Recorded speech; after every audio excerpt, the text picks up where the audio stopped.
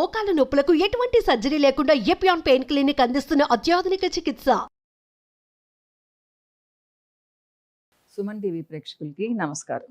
So జుట్టు బాగుంది అంటే చాలా గ్రేట్గా ఫీల్ అవుతాం, ఎవరమైనా, అమ్మాయిలు అబ్బాయిలు ఎవరైనా కానీ ఈ రోజుల్లో పెద్ద ప్రాబ్లం వచ్చేసి జుట్టుతోనే. స్కిన్ ఎలాగో అలా మెయింటైన్ చేసుకోవచ్చు, బోల్డని కాస్మెటిక్స్ ఉన్నాయి, కానీ జుట్టును ఏం చేస్తామా, ఏం చేయలేము. దానికి తోడు చాలా పెద్ద ప్రాబ్లం ఏంటి అంటే గ్రే హెయిర్, తెల్ల జుట్టు. ఒకప్పుడు 40 years దాటిన తర్వాత తెల్ల జుట్టు కనిపించేది, 50 yearsలో బాగా కనిపించేది. మాకు కూడా 20sలోనే వచ్చేసింది తెల్ల జుట్టు.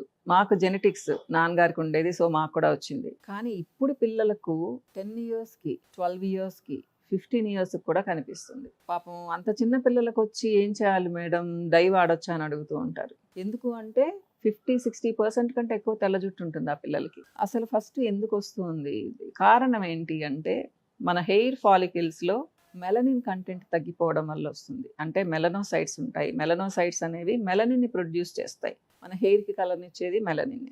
ఏజ్ గడిచే కొద్దీ ఏంటి అంటే మెలనోసైట్స్ వీక్ అయిపోయేసి ప్రొడ్యూస్ చేయడం తగ్గిస్తాయి. దానివల్ల గ్రే హెయిర్ వస్తుంది. ఇది ఒకప్పటి మాట, కానీ ఇప్పుడు అలా కాదు కదా. చిన్న ఏజ్లోనే మెలనోసైట్స్ దెబ్బతింటున్నాయి, గ్రే హెయిర్ వస్తుంది.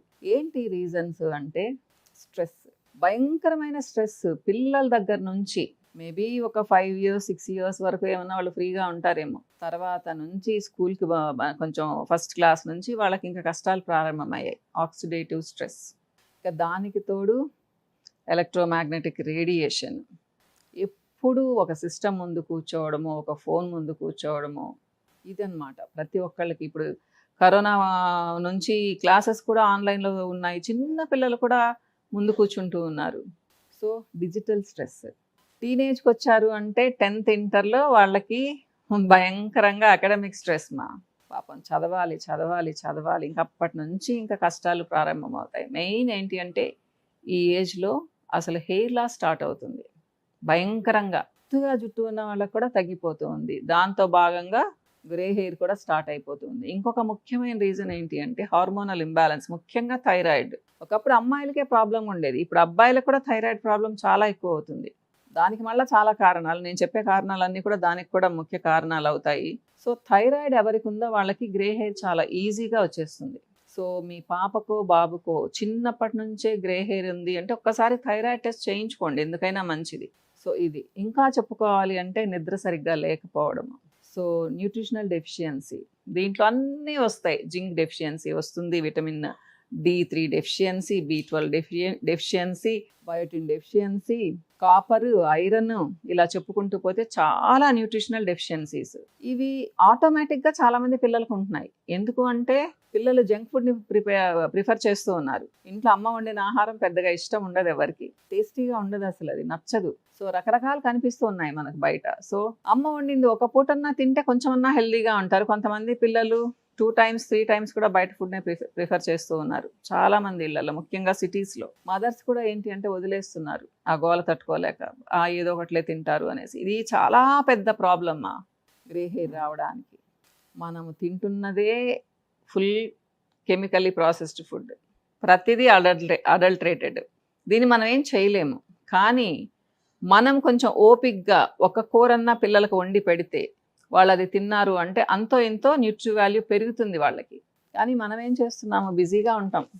జాబ్ చేసేవాళ్ళు బిజీగా ఉంటారు, హౌస్ వైఫ్స్ కూడా పిల్లలు గోల చేస్తే ఎందుకులే వాళ్ళకి ఇష్టం వచ్చింది ఇచ్చేస్తే సరిపోతుందిలే అనేసి ఇచ్చేస్తూ ఉన్నారు. ఇది కూడా చాలా చాలా పెద్ద కారణం. మంచి ఫుడ్ తినకపోవడం. మంచి ఫుడ్ అంటే కాస్ట్లీ ఫుడ్ కాదు ఇక్కడ, హై న్యూట్రిటివ్ వాల్యూ ఉన్న ఫుడ్ తినకపోవడం, ఫ్రూట్స్ తినకపోవడం, వెజిటబుల్స్ సరిగ్గా తినకపోవడం. మీరు నమ్ముతారా, కొంతమంది పిల్లలు 16-17 years వచ్చేంత వరకు పొటాటో తప్పితే ఇంకో ఏ వెజిటబుల్ తినరు.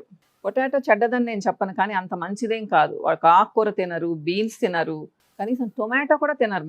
వాళ్ళ మదర్ సింపుల్గా తినరు మేడం, అందుకని చేయను అని చెప్తూ ఉంటారు. సో నేను వాళ్ళకి చెప్తూ ఉంటానమ్మా, మీరు ఎన్నో విషయాలు నచ్చ చెప్తారు, పిల్లలకు ఫుడ్ విషయంలో ఎందుకు నచ్చ చెప్పరు అని చెప్తూ ఉంటాను. ఫుడ్ డిసిప్లిన్ చిన్నప్పటి నుంచి నేర్పించాలి. ఈ రోజు ఒక కూర చేస్తే ఆ కూరను పిల్లలు తినేటట్టుగా ఉండాలి, దాని టేస్ట్ గురించి ఆలోచించకూడదు. రెయిన్బో కలర్స్ అని చెప్తాము, అన్ని కలర్స్తో ఉన్న కూరలు రోజుకొకటి చేసుకోవాలి. ఒక్కొక్క కలర్కి ఒక్కొక్క న్యూట్రిటివ్ వాల్యూ ఉంటుంది, ఒక్కొక్క యాంటీ ఆక్సిడెంట్ స్పెషల్గా ఉంటుంది దాంట్లో. అందుకనే మనకి ఇన్ని రకాల కూరగాయలు దొరుకుతూ ఉన్నాయి, ఎంత ఎంజాయ్ చేయొచ్చు. పెద్దవాళ్ళకేమో చెప్పే ఓపిక ఉండదు, పిల్లలకేమో నచ్చవు. సో ఎప్పుడు జంక్ ఫుడ్ తింటూ ఉంటారు చాలా మంది ఇళ్లలో. ఇది అన్నిటికంటే పెద్ద కారణం. ఇన్ని కారణాలు పెట్టుకొని మా బాబుకో పాపకో తెల్ల జుట్టు రాకూడదు అంటే మనం ఏం చేయలేమ్మా. వస్తుంది. ఇంకా ముందు ముందు 5 ఇయర్స్ పిల్లలకు కూడా రావచ్చు. ఒక 30-40 ఇయర్స్ తర్వాత పుట్టిన పిల్లలకు కూడా గ్రే హెయిర్ రావచ్చు. అప్పుడు అసలు ప్రాబ్లమే లేదు. అందరికీ గ్రే హెయిర్ అయితే ఇంకా నల్ల జుట్టు కావాలనుకునే వాళ్ళు ఎవరు ఉంటారు కదా. సో రాబోయే పరిస్థితుల్లో అంటే కొన్ని సంవత్సరాలలో ఇదే పరిస్థితి ఉంటుంది. ఇంకా కనుబొమ్మలు అన్నీ కూడా గ్రే హెయిర్గానే వస్తాయి.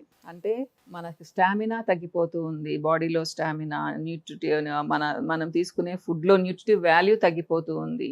రాంగ్ చాయిస్ తీసుకుంటూ ఉన్నాం ఫుడ్ విషయంలో. కావాల్సిన న్యూట్రియంట్స్ అందడం లేదు. ఇది అన్నిటికంటే పెద్ద కారణం.